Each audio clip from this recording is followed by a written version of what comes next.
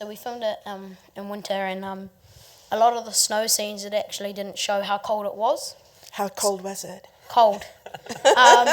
So a lot of the snow scenes weren't supposed to happen. It snowed one day, and then Taika Waititi, the director, was like, "Okay, we'll do it in the snow." So he sort of adapted the scenes to the snow weather. He had actually been praying for the snow, secretly hoping it was going to happen, but it wasn't anything on our call sheet. So we turned up and we had to do a completely different thing, but that's what Taika's so good at doing. Didn't it also rain? And I mean, you almost didn't make schedule because of how difficult the weather was. Yeah, I mean, we shot the film in 25 days, which is a really short amount of time, and we were traveling at least an hour out from the kind of main base each day to get into the wilderness. And Julian we were in the winter, so I think there were only like 9.5 daylight hours each day, so we only had really 8 hours a day to shoot. So it was quite surprising. Everyone told us we couldn't do it, and we just sort of took the attitude that we sort of went back in time. We were channeling the 80s and the 70s, and just thought we'll just go for it. And on the last couple of days when we were filming, and we were going to make the schedule, I sort of almost Taika and I couldn't believe it that we'd done it. Well, I was reading somewhere it was sort of like the New Zealand military helped you, or what was that? Yeah, they helped us. One day they have like these hot packs. So because we were so far out, we couldn't get like some of the hot food. So in a whole lot of trucks, they brought all of this hot food in, and they really helped us. As you saw with like, the tanks and the trucks and everything, and the tents and stuff. So we filmed we were about a week. We filmed the car chase, just the car chase for about a week. Oh my God. Yeah. So they really did help us. Over the radios, we'd hear like it was an army training ground, and over the radios we'd hear, "We've found a bomb. We've found a bomb. Can someone from the army come over, please?" Yeah, because one of the cast drivers, they were told, like, if you see it in the middle, don't touch it. And she just had lunch and she was walking away from the tent, and she almost stepped on like this grenade, and there was like a grenade just sitting there on the ground. Oh my God. None of them were live, but we were told even our shadows could set them off, so to be very careful. And you had worked with Taika before in a commercial, or? Yeah, so I worked on a commercial with him, I think 2012. So I was about 9 or 10, and it was called Don't Take Drugs and Drive, and that went pretty famous over in New Zealand and Australia, and that went pretty viral, and it won an ad award and stuff like that. So I worked with him. That was the first time he met me, and he said in a few Q&As he's been saying that he wanted to work with me, but he didn't know what project to work with me on. So he said when this came up, he was like, so I didn't have the audition, and he gave me the part, which was really cool. You didn't have to audition, that he knew this would be you would be the perfect Ricky, but didn't he originally write this script about 11 years ago, sort of like a writer for hire, and then it just didn't go anywhere with another director or producer? Yeah, so 10 years ago, before Taika had directed Boy and Eagle vs. Shark and What We Do in the Shadows, he was asked to write this script by a producer, and then a couple of years ago, they hadn't been created, and he thought, oh, that was a great story, but I hadn't, it's not actually come about. So he picked up the rights again, and I think he completely rewrote the story from 10 years earlier. I think he thought he'd written it as a kind of like, probably a comedy. It was more about being an outsider, more of maybe an angry film. And he'd obviously made 3 films since then, and really had sort of loved comedy, and so he was able to kind of lighten the script up. And when I came on board in 2014, he'd been working on the script already, and it was an amazing script. Like the film that you see here is not that different from the script that he wrote. Like, it wasn't a film that you had to discover the story in the edit. It was actually a beautiful script from the start, so that was great. Well, and it's the perfect film to show on Father's Day, because here are these 2 outsiders who, basically become father and son, as we see through the film. And it's a kind of, a lovely story, because you had no mother, and he's had a rough life. Even though he was married, there, he finally got a chance. At the end, you guys were basically, father and son. Yeah, so for about a week before we actually started shooting, we done rehearsals with the other cast. So like the cast who played Paula and Oscar Kitely who played Andy the cop, and all of these all of the different casts, and sort of getting that bond between Ricky Baker and Heck. So trying to get, going through a lot of the tougher scenes where I'm sad or when I'm happy. So those scenes that really see that they're connecting. So really getting that connection and really getting that bond in between the two characters.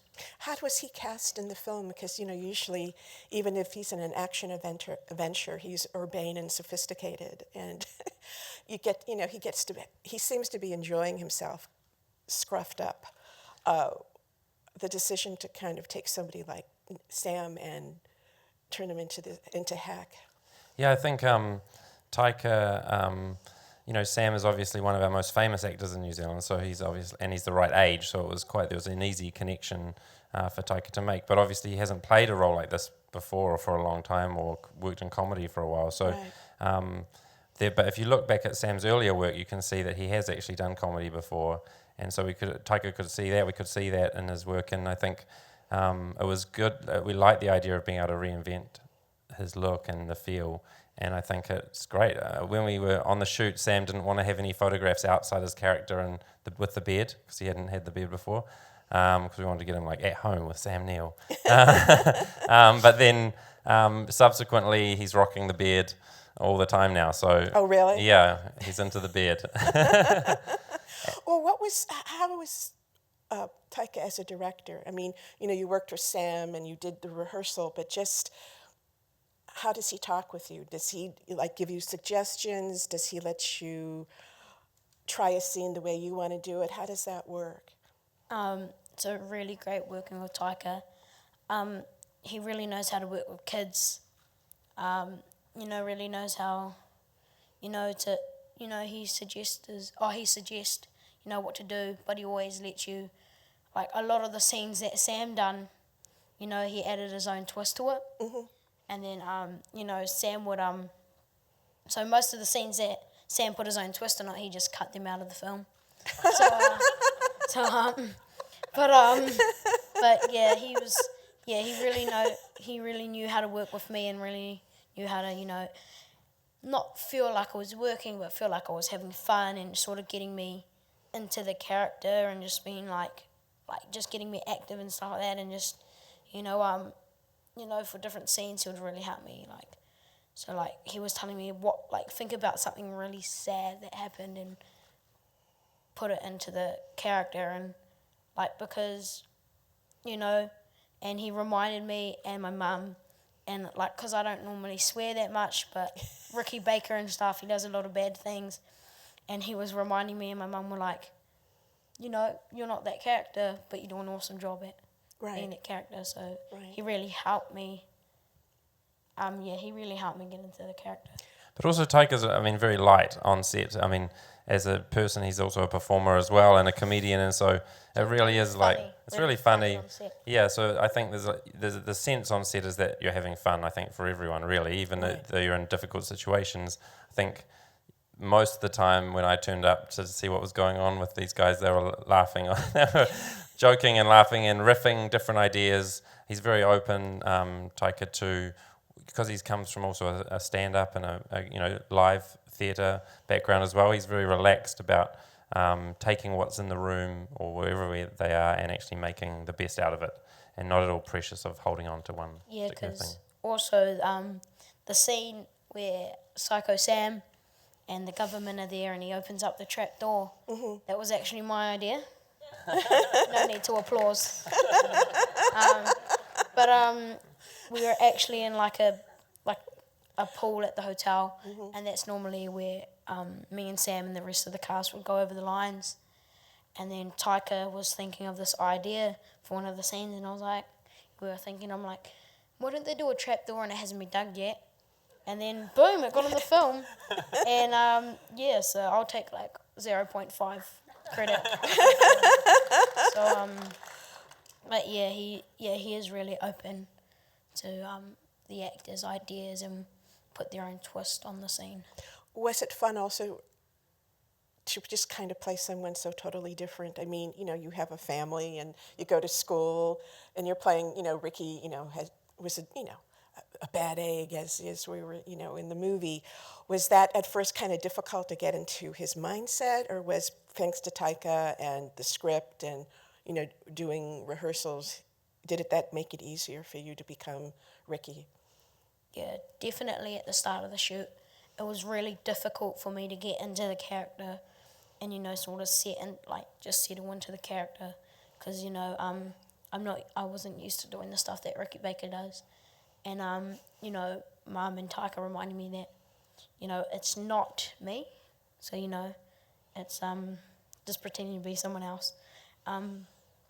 So, it was difficult at first, but Rachel House, who plays Paula, the social welfare lady, she was actually my dialogue coach, and without her, I probably wouldn't have been able to remember the script or anything, because she really helped me, settle into the character, learn the lines, know what the lines mean and how to say them and what pace to say them. So every night we would go over the next scenes we were doing the next day. So she really helped me, but it was difficult at first. But by the last week, it was really easy to just snap into the character, do the scene, and then snap back to myself, which was really awesome. Thank you so much for talking with me, and Thank you thanks for so having much us. Thank you. for coming today too.